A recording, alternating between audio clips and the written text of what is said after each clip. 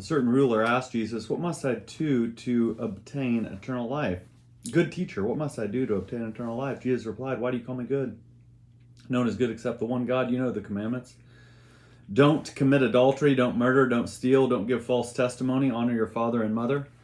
Then the ruler said, "I've kept all these things since I was a boy." When Jesus heard this, he said, "There's one more thing. Sell everything you own and distribute the money to the poor. Then you will have treasure in heaven. And come follow me." When he heard this, the man became sad because he was extremely rich. When Jesus saw this, he said, "It's very hard for the rich to enter God's kingdom.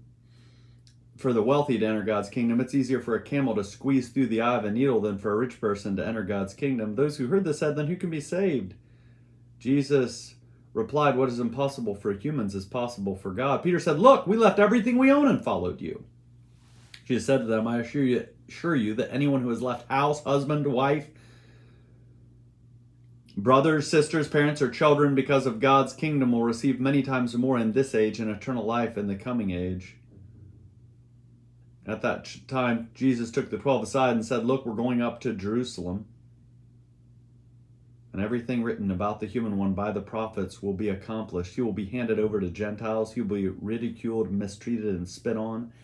After torturing him, they will kill him. On the third day, he will rise up." But the 12 understood none of these words. The meaning of this message was hidden from them, and they didn't grasp what he was saying. When Jesus came to Jericho, a certain blind man was sitting beside the roadside begging. When he heard the crowd passing by, he asked what was happening. They told him, "Jesus the Nazarene is passing by." The blind man shouted, "Jesus, Son of David, show me mercy." Those leading the procession scolded him, telling him to be quiet. But he shouted even louder, "Son of David, show me mercy." Jesus stopped and called for the man to be brought to him. When he was present, Jesus said to him, "What do you want me to do for you?" He said, "Lord, I want to see." Jesus said to him, "Receive your sight. Your faith has healed you."